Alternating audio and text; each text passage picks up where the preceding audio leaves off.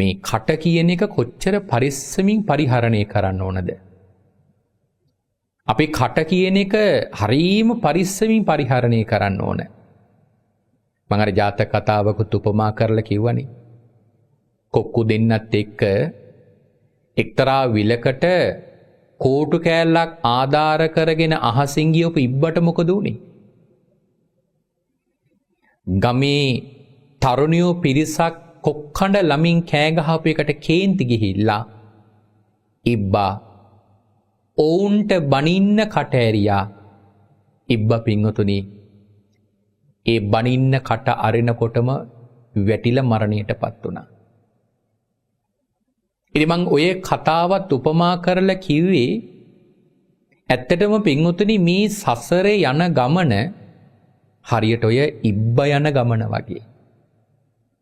සමහර ලාවට අපිට අසාධාරණකම් ඕන තරම් පේන්න පුළුවන්. අපට කතා කරන්න හිතෙන්නම පුළුවන්. හැබැයි මතක තියාගන්න මේ කට කියන එක තමන්ගේ වුණාට වචන කියන එක ඕන හැටියට හසුරුවන්න හැකියාවක් ලැබුණට සිහිය ප්‍රඥාව ඇතුව ඒ කට පරිහරණය නොකළොත් අර ඉබ්බ විනාශ වුණා වගේම තමනුත් විනාශ වෙනවා. මේ පුංචි කටකින් අපේ පිංගුතුන් දන්නවද අපේ පිංගුතුන්ගේ පිංගුතුනි මුළු සංසාර ගමනම විනාශ කරලා දාන්න පුළුවන්නේ. දැන් සමහර හාමුදුරුවෝ වැඩ ඉඳලා තියෙනවා භාගතුන් වහන්සේගේ කාලේ කායිකව ඉතාම හොඳින් සිල් රකින්නවා. පුංචි වරදක්වත් කරන්නේ කයින්. හිතත් හොඳයි. ඉතාම හොඳ හිතක් තියෙන්නේ. හැබැයි පින්වතුනි කට හොඳ නැහැ. සමහරලාට ආරාමවාසී හාමුදුරුවන් වහන්සේලාට කතා කරන්නෙම පරුස වචන වලින්.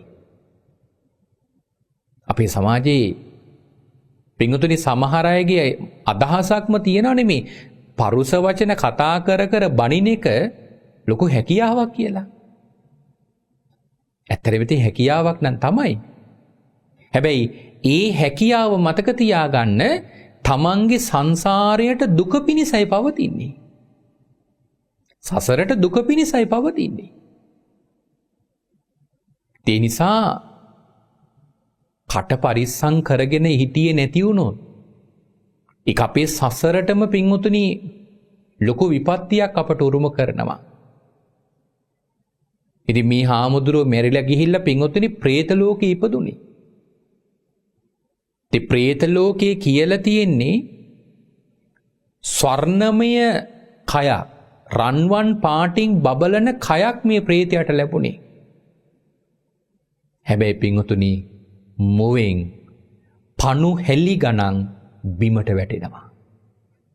ඉවස ගන්න බැරි දුර්ගන්ධයක් හමනවා. ආහාර අනුභව කරන්න බෑ. ජලයේ ටිකක්වත් පානය කරන්න බෑ. මොවෙන් පණු හෙලි වගේ පින්වතුනි පණු හෙලි ගණන් පණුව පින්වතුනි මේ මොවෙන් බිමට වැටෙනවා. ඉතින් තේරෙනව නේද? තමන්ටම කොච්චර විනාශයක් ඇති කරගන්නවද කියලා. ඒ නිසා කටින් පින්වතුනි නිකං වචන පරිහරණය කරන්න පුළුවන් හැකියාවක් ලැබුණට තමන්ට හොඳ මුකරි කටක් ලැබුණට ඒ කටින් පින්වතුනි පිට කරන වචන බොහොම පරිස්සමින් පිට කරන්න. ලෝකයාට යහපත පිණිස වචන පිට කරන්න. හොඳයි කියලා හිතලවත් පින්වතුනි පරුස වචන කියන්න එපා. හොඳ දෙයක් කියලා හිතලවත් පින්වතුනි කේලමක් කියන්න එපා. සමහර වෙලාවට හිතෙන්න පුළුවන් මේක මම ඒ කෙනාට කියන එක හොඳයි. හැබැයි කේලමක් නම් ඒක නරකයි. දැන් කේලමක් කියනවා කියන එක දස අකුසල කර්ම පතවලින් එකක්නේ. එතකොට ඒක මතක් වුණොතින් මරණාසන්න මොහොතේ තමන්ට පින්වතුනි නිරයම තමයි උරුම වෙන්නේ. මොකද අකුසල කර්ම පතයක් කියන්නේ ඒකයි. පරුස වචනයක් කියන්න එපා. ඒක හොඳක් වගේ වෙන්න පුළුවන්. කොහොමත් පින්වතුනි සමහර පව් පේන්නේ හොඳයි වගේනේ. ඒක සුන්දරයි වගේ පේන්නේ සමහර පව්. හැබැයි සුන්දරයි වගේ අපට පෙනුනට ඒකේ විපාකයේ පින්වතුනි භයානකයි. ඉතින් අපේ පින්වතුන් නිකන් හිතලා බලන්න. ලෝකේ කොච්චර ඉන්නවද පින්වතුනි කතා කරන්න බැරි අය. ඒ කතා කරන්න පුළුවන් අය අතරිනුත් අපේ පින්වතුන් නිකමට හිතලා බලන්න මේ යහපත් කොට මුවක් ලැබිලා තියෙන කීයෙන් කී දෙනාටද? හොඳට කතා කරන්න පුළුවන් හැකියාව තියෙන කීයෙන් කී දෙනාටද? හැබැයි අපේ පින්වතුන් දන්නවද ඒ විදියට හොඳ කටක් හොඳ විදියට වචන පාවිච්චි කරන්න පුළුවන් හැකියාවක් තමන්ට හොඳ මුකරිකමක් ලැබුණේ මොකක් නිසාද කියලා? පෙර සංසාරේ අප්‍රමාණ පින් කරලා අප්‍රමාණ කුසල් වඩලා තමයි අපේ පින්වතුන්ට ওই හැකියාව ලැබුණේ. බලන්නකො පින්වතුනි මහන්සි වෙලා කැප වෙලා ලබාගත්තු ඒ කටින් අපේ පින්වතුනි සසරට අනර්ථයක් කරගන්නව නම් අපි කොච්චර අඥානියෝද? ඒ නිසා කවදාවත් ඔය කට පින්වතුනි අහිතවත් විදියට පරිහරණය කරන්න එපා. දැන් මම අර කිව්වනේ කවදාවත් කේලම් කියන්න එපා කියලා. මොකද කේලම කියන එක භයානකයි. කාගේවත් ජීවිතයකට බලපෑමක් වෙනව නම් තමන් කියන වචනේ ඒක තමන්ගේ සසරට දුක පිණිස පවතිනවා. ඉතින් හිතලා බලන්නකො දැන් තමන් කාගේ හරි අඩුපාඩුවක් දැකලා ඒ අඩුපාඩුව තව එක්ක ගිහිල්ලා කියනවා. ඇත්තටම කියන්නේ මොකටද? කෙලෙස් රසයට. කෙලෙස් රසයට. දැන් ඉතින් වර්තමානයේ පිඟුතුනි මිනිසුන්ට ඊට වඩා ගොඩාක් වැඩි වශයෙන් පව් කරගන්න පුළුවන් අවස්ථා තමයි ලැබිලා තියෙන්නේ. ඉතින් සමහර වෙලාවට කෙනෙකුගේ අඩුපාඩුව අපි පිඟුතුන් බලන්නකො අද මේ සමාජ මාධ්‍යයන් වලට මුදා හරිනවා. අපේ පිඟුතුන් දන්නවද ඒක කොච්චර භයානක පවක්ද?